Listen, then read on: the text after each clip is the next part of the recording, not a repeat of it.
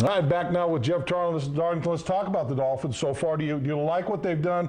You knew they were going to let Porter go. Aiken Adele, they had to clear some room for the free agent in Dansby. And Jabril Wilson, I think we all saw that coming. But do you like what they've done so far? I like the fact that they've focused, and they've really focused in on the first wave of free agency. They've made a big splash getting Carlos Dansby, but then they're going to be patient with the rest of the guys.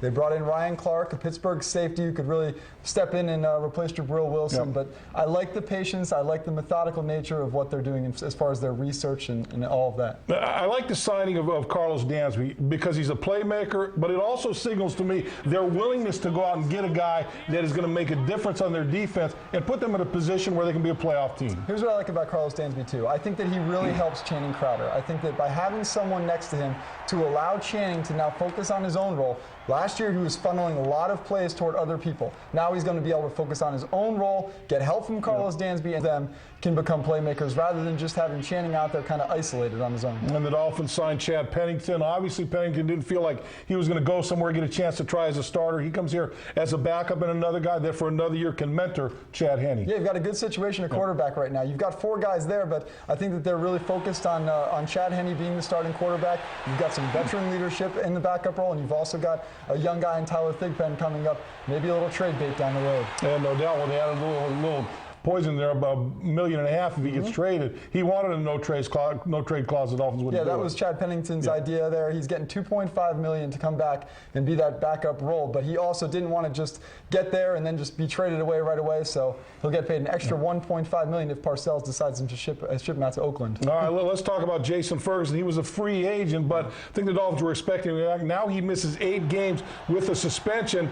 Does that end his time with the Dolphins? And certainly it puts an onus on the Finns to try to find somebody to fill that void. Well, you know, the Dolphins were going into this offseason understanding that Jason might or might not come back anyway. Obviously, he's dealing with the rehabilitation, getting up there in age. So they'll go ahead and move forward. They'll find another. Maybe he will still come back and have some depth there as far as at the latter half of the season. You can't have too many defensive linemen. So, you know, but they were going to approach this offseason with the task of finding a new nose tackle to really replace him down the road. So this, I guess, just kind of brings the inevitable to light. I don't think it surprises anybody that they let Jabril Wilson go, but that means now you go out and you find a safety. Now they have Chris Clemens, who looked pretty good last year for the Dolphins, and he is a guy that's got a lot of upside to him. But Ryan Clark from the Pittsburgh Steelers is a guy they've got their eye on. He is in town. He's a big hitter. I don't know if his experience demands the money he may get paid, but how much are the Dolphins seriously going after Ryan Clark right now? The market right now, first of all, I talked to Ryan earlier this evening. He did just get in. He's got a free agent visit scheduled with the Dolphins tomorrow. The market is thin at that position. Restricted free agents available, but those would cost a lot of draft picks and money. This is a good option, and I think just what I was talking about with Carlos Dansby and Channing Crowder, I think that he will increase the level of play from Jeremiah Bell. I think he'll help out a lot there. All of a sudden, Jeremiah's got a good teammate and solid communication in that defensive backfield. I think I hear your phone vibrating. It's been busy. The weekend's continuing to be busy for you. It won't stop either. All right, Jeff, good stuff. Always good stuff. Appreciate it. No doubt about that.